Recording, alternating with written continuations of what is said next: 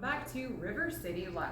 This week, many students walked into classrooms with that new school year energy, but for many children who suffer from anxiety, the back to school feeling is one of stress and struggle. Today, Erica is here to share how parents and teachers and caregivers can be supportive of those students. Erica, we're so happy to have you on River City Live today. Thank you for having me too. I'm really passionate about this topic and I can't wait to just talk more about the stressors that our high performing students are facing daily.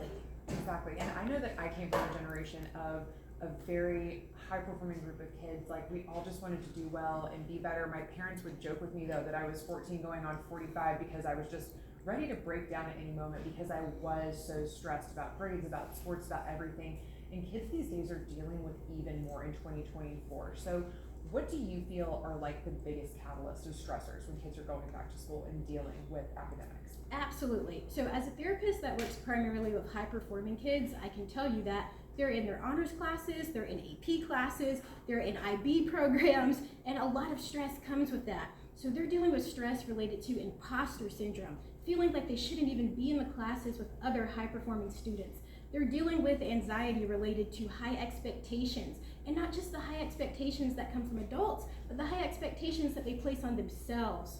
And they're also dealing with things, just anxiety period, that can lead to headaches, stomach aches, self-sabotaging thoughts, feelings of not wanting to try anymore because they just get so overwhelmed in trying to keep up. Yeah, and I'm so grateful that students and parents and caregivers have someone like you who sees these things and identifies with these things. I know that was such a change for me in my education when another adult saw me, understood, and validated the fact that I was having anxiety, that it wasn't, you weren't just being a worrywart. So when you are talking about tools that parents, families, and teachers can incorporate into their students' lives, what do you like to direct them to? Absolutely. So one of the first things I like to do is start with a good foundation.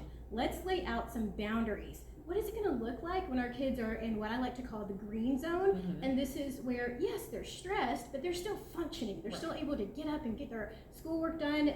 They're still social. What's our yellow zone behaviors? Where things are starting to decline with mental health, academic health, and maybe physical health, and we need to start reaching out for some resources. And then what are our red zone behaviors that we may see that let us know our kids are struggling? We need to get professional help immediately before this gets any worse. So when it does come to professional help, number one thing I want to just me telling parents or caregivers out there, it is okay to get the help that your child needs. Please get that to them because sometimes you need someone outside that family zone to connect with that child. Like, I know that I had that and it was so helpful.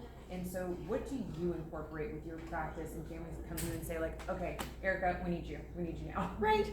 So we do a lot of cognitive behavioral therapy, and what that means is that we help kids identify those self-sabotaging thoughts and figure out how they want to reframe, equip themselves with more empowering thinking strategies so that they can feel confident to manage the year.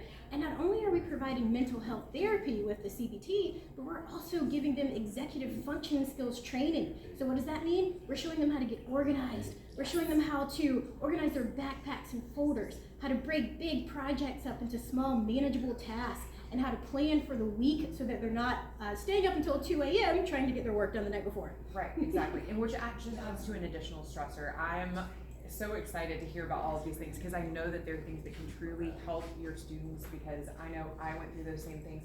Having an Erica in your life is truly something that is unique and game-changing, and it sets you up for success as an adult because if you can identify these skills and gain these abilities to, like you said, manage your own emotions, manage your schedule, it also teaches a kind of independence for students, and you can start that at a young age. You are so right, and we want to catch this before our kids go off to college. They're here with us now. We can support them now, so let's give them the help that they receive now, that they need to receive now. And another reason this is so important is because, as we all know, a lot of our high performers don't like to admit that they need help. Oh no, absolutely not. We will I got it off a cliff. You know what I mean? I say the exact same thing. Until we're just absolutely drowning and like, okay, it might need help. Right. So it's important to go ahead and normalize now that it is okay to make mistakes. And we need to do that before our high performers graduate into the real world and are running billion-dollar companies. So it's okay to make mistakes. We can recover from anything. Let's learn those things now. Yeah, Absolutely. And so in addition to your book, you know, as a therapist and an author, you bring so many tools to the table, but if people want to get connected with you and get you involved, what's the best way to do that? Absolutely. Please reach out to our website. It's www.positivedevelopmentllc.com, and we would love to answer any questions you have and connect with you. Your energy is immaculate. I am very excited for students and parents and teachers who get to work with you because you get it. You get it.